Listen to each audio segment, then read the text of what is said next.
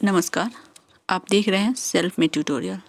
आज के lecture series में आप देखेंगे MCQ of Harappa culture part 3। अभी तक आपने हड़प्पा कल्चर के पार्ट 1 और पार्ट 2 वीडियो को देखा होगा। ये है पार्ट 3। इसमें हमने ऑब्जेक्टिव क्वेश्चन पर डिस्कशन किया है, जिसके अंतर्गत हम लोग हड़प्पा संस्कृति के बारे में हड़प्पा संस्कृति कुछ तथ्यों के बारे में हमने प्रीवियस वीडियो में देख चुके हैं और इसमें जो है इम्पोर्टेंट वो इसमें देखेंगे। ये विशेष रूप से उन विद्यार्थियों के लिए है जो हिस्ट्री सब्सिडी लिए हो या जिनका ऑब्जेक्टिव पेपर होता है हिस्ट्री में, उनके लिए बहुत इम्पोर्टेंट है। और विशेष रूप से हमने LNMU के विद्यार्थियों के लिए बनाया है जो BA पार्ट 1 में सब्सिडी हिस्ट्री लेकर पढ़ते हैं, उनका ऑब्जेक्टिव होने वाला है। इसके अलावा यदि इन 12th के बच्चे भी अगर इसको पढ़ते हैं तो उनके लिए भी बहुत फ़ायदेमंद है, और या अदर कंपटीशन की तैयारी, नेट JRF की तैयारी करते हैं, उनके लिए भी ये इम्पॉर्टेंट है। चलिए आगे बढ़ते हैं, देखेंगे। जैसे कि यहाँ पे लिखा हुआ हड़प्पा कल्चर पार्ट 3। क्वेश्चन 1, किस पशु का हड़प्पा सभ्यता में पाई मुहरों और टेराकोटा कलाकृतियों में निरूपण अंकन नहीं हुआ था? अच्छा, किस मतलब जैसे कि आप पशु में जानते हैं, जैसे भैंसे, बैल, घोड़ा, इन सब के साक्ष्य प्राप्त होते हैं।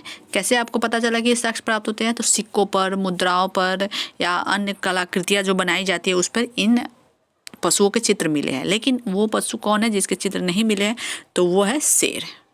शेर आप जानते हैं कि पशुओं में राजा कहा जाता है, तो आप तो यही कहेंगे यदि अन्य पशु मिलते हैं तो शेर तो मिलता ही होगा। लेकिन नहीं, हड़प्पा सभ्यता में शेर के साक्ष्य प्राप्त नहीं हुए हैं। क्वेश्चन नंबर 2, हड़प्पा वासी किस धातु से परिचित नहीं थे?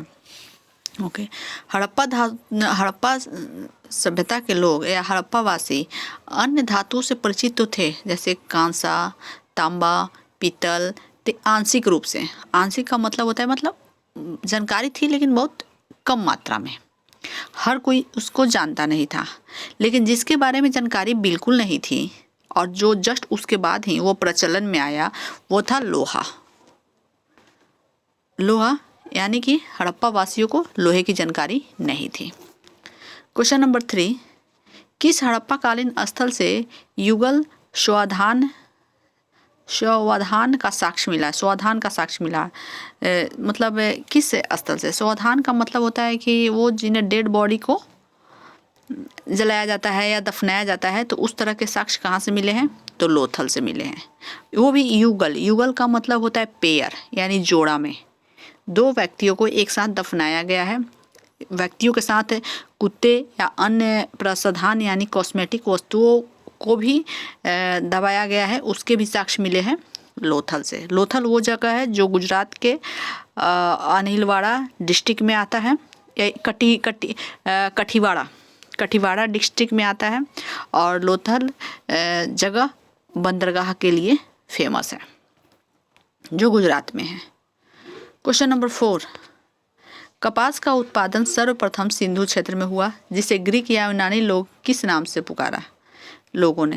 तो ये बात पता है कि सबसे पहले कपास के साक्ष्य प्राप्त होते हैं सिंधु घाटी सभ्यता में, सिंधु घाटी के क्षेत्र में। लेकिन ग्रीक लोग कपास को क्या कहते हैं?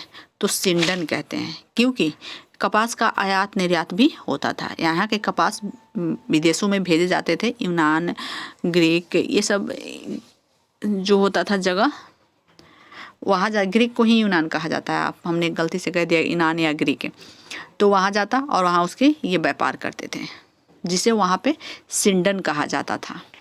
ये बातें साक्ष्यों से पता चला है। आगे देखेंगे क्वेश्चन नंबर 5। क्वेश्चन नंबर 5 में है, हड़प्पा काल का तांबे का रथ किस स्थान से प्राप्त हुआ? हड़प्पा के काल का तांबे का रथ यानी तांबे से बना हुआ रथ प्राप्त हुआ है। कहाँ से? दायमाबाद। ये दायमाबाद कहाँ है? हमने बताया था, आप थोड़ा सा याद कीजिए।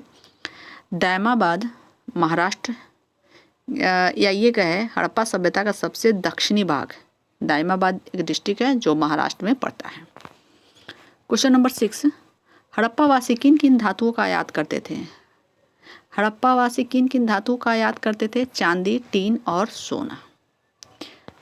क्वेश्चन नंबर 7, हड़प्पा वासी लाजवर्द भवन निर्माण की सामग्री का आयात कहाँ से करते थे? लाजवर्द या भवन निर्माण? लैप्सी लाजुली, लैप्सी लाजुली एक लाजवर्द एक तरह का पत्थर है, तो कहाँ से करते थे उसका आयात? तो हिंदकुश क्षेत्र के बदखसा से, हिंदकुश क्षेत्र के बदखसा से। ये कहाँ है? पश्चिमोत्तर भाग में पड़ता है। क्वेश्चन नंबर 8, अफगानिस्तान स्थित सिंधु सभ्यता से संबंधित स्थल कौन सा है? ओके, ये तो आप जानते हैं कि भारत विभाजन से पहले तक, जिस समय की ये बात है, उस समय भारत, पाकिस्तान, अफगानिस्तान, ये सारे देश एक कंट्री भारत कहे जाते थे। तो उस समय अफगानिस्तान स्थित सिंधु सभ्यता से संबंधित स्थल कौन सा था? मुंडीगाक और सुरतोगोई। क्वेश्चन नंबर 9, कौन कौन से नगर सिंधु सभ्यता के बंदरगाह नगर थे? यानी सिंधु घाटी सभ्यता के बंदरगाह नगर कौन कौन थे? तो आप अनुमान लगा सकते हैं, जो स्थल समुद्र के किनारे पाए गए हैं वो तो स्वतः बंदरगाह होंगे ही।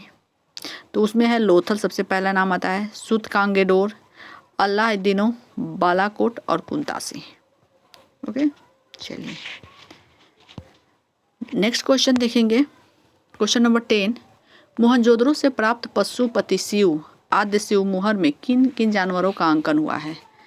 तो मोहनजोदड़ो से प्राप्त पशुपति शिव आद्य शिव मुहर में, यानी जिस पे मतलब आद्य शिव का पशुपति का चित्र बना हुआ है, लिंग बना हुआ है, तो उस पर किन किन जानवरों को उनके साथ दिखाया गया है? जैसे कि एक व्यक्ति तपस्या कर रहा है, उसके आगे पीछे जानवरों को दर्शाया गया है, तो उनमें आता है व्याघ्र, हाथी, गैंडा, भैंसा, हिरन। ये जानवर के साक्ष्य उसमें प्राप्त होते हैं। तो इससे क्या पता चलता है?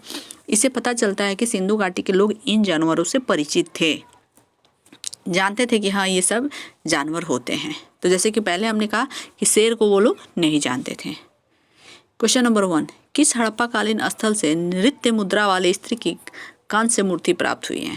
यानी कि वो मूर्ति कहाँ से प्राप्त हुई है? जो कांसे का बना हुआ है, ब्रॉन्ज का बना हुआ है, और जो नृत्य करती हुई स्त्री की एक मूर्ति है, तो वो प्राप्त हुआ है कहाँ से? मोहनजोदड़ो से। और नृत्य करती हुई या साधारण खड़ी हुई, श्रृंगार की हुई, ऐसे बहुत सारी लेडीज मूर्तियाँ प्राप्त हुई है, स्त्रियों की मूर्तियाँ प्राप्त हुई है। इसी कारण से तो सिंधु घाटी सभ्यता को मातृसत्तात्मक समाज कहा गया है। क्वेश्चन नंबर 12, किस हड़प्पाकालीन स्तर से पुजारी की प्रस्तर मूर्ति प्राप्त हुई है? पुजारी, प्रस्तर का मतलब होता है पत्थर, पाषाण, यानी पाषाण की बनी हुई एक ऐसी मूर्ति प्राप्त हुई है जिससे पता चलता है कि ये पुजारी की है। तो कहाँ से पता चला है? तो हड़प्पा से। और ये भी कैसे पता चला कि ये कोई पुजारी है? क्योंकि मेसोपोटामिया में इसी तरह के साक्ष्य प्राप्त हुए हैं।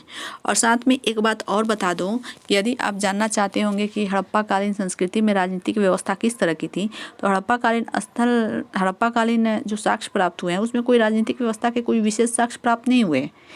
और जो प्राप्त हुआ है तो यही कहा जाता है, जो पुजारी जिसमें जो यहाँ पे चर्चा की गई है, कहा गया है कि जो पुजारी है शायद वही पुजारी ही, जिसे गांव का प्रधान कहें या पूरे समाज का मुखिया कहें, उस पुजारी को ही कहा जाता है। इसलिए कहा गया कि धर्म का जो प्रधान होता था वही राजनीतिक प्रधान भी व्यक्ति या प्रशासनिक प्रधान भी वही होता था। क्वेश्चन नंबर 13, किस सिंधुकालीन स्थल से एक ईंट पर बिल्ली का पीछा करते हुए कुत्ते के पंजों के निशान मिले हैं? यानी किस स्थल से एक ईंट पर बिल्ली का पीछा करते हुए कुत्ते के पंजों का निशान मिला है? तो चन्हुदड़ो से। कहाँ से मिला है? चन्हुदड़ो से। क्वेश्चन नंबर 14, किस हड़प्पाकालीन स्थल से प्राप्त जार पर चोंच में मछली दबाए चिड़िया एवं पेड़ के नीचे खड़ी लोमड़ी का चित्रांकन मिलता है, जो पंचतंत्र के लोमड़ी की कहानी के सदृश है? किस हड़प्पाकालीन स्थल से जार पर चोंच में मछलियाँ, यानी कि एक हड़प्पाकालीन स्थल वो कौन सा है? जार। जार का अर्थ समझते हैं आप? जार का अर्थ होता है ये जग, जो पानी पीने के लिए जग वगैरह होता है। तो इस तरह से मिट्टी के बने हुए जार प्राप्त हुए हैं, जिस पर एक चित्र बना हुआ है जिसमें चोंच में मछली दबाए हुए चिड़िया और पेड़ के नीचे खड़ी लोमड़ी का चित्र उसमें मिलता है, जो पंचतंत्र की लोमड़ी के कहानी के सदृश है। तो वो कहाँ से प्राप्त हुआ है? मोहनजोदड़ो से। मोहनजोदड़ो की खोज कब की गई थी? 1922 ईस्वी में। ओके, चलिए आगे बढ़ते हैं। क्वेश्चन नंबर 15 क्वेश्चन है, स्वतंत्रोत्तर भारत में सबसे अधिक संख्या में हड़प्पा युगीन स्थलों की खोज किस प्रांत में हुई। यानी इसका मतलब हुआ कि स्वतंत्रता प्राप्ति के बाद जिस स्थल से सबसे ज़्यादा हड़प्पा कालीन स्थल खोजे गए वो जगह कौन सा है? गुजरात। गुजरात से हड़प्पा कालीन स्वतंत्रता के बाद यानी 1947 के बाद बहुत सारे स्थल प्राप्त हुए हैं। क्वेश्चन नंबर 16 कौन से फसल हड़प्पा कालीन लोगों का मुख्य खाद्यान्न था। यानी खाने जो वो फसल कौन थी जो हड़प्पा कालीन लोगों में मुख्य रूप से थी, तो वो था जौ, दालें और गेहूँ। क्वेश्चन नंबर 17 हड़प्पा कालीन स्थलों में अभी तक किस धातु की प्राप्ति नहीं हुई है? लोहा। किस पशु के अवशेष सिंधु घाटी सभ्यता में प्राप्त नहीं हुए? शेर। लग रहा है ये रिपीट हो गया है क्वेश्चन, सॉरी। हड़प्पा स्थल दाइमाबाद किस राज्य में स्थित है? चलिए मैं पहले ही बता चुकी हूँ। हड़प्पा स्थल यानी कि हड़प्पा के दक्षिणी भाग महाराष्ट्र के दाइमाबाद, ये दाइमाबाद शहर महाराष्ट्र में है। ओके, तो इस तरह से और क्वेश्चन देखेंगे। क्वेश्चन नंबर 20 में है, हड़प्पा स्थल मांडा किस राज्य में स्थित है? हड़प्पा स्थल मांडा जो है जम्मू एंड कश्मीर में स्थित है। क्वेश्चन नंबर 21 हड़प्पा स्थल कालीबंगा किस राज्य में स्थित है? कालीबंगा राजस्थान में स्थित है।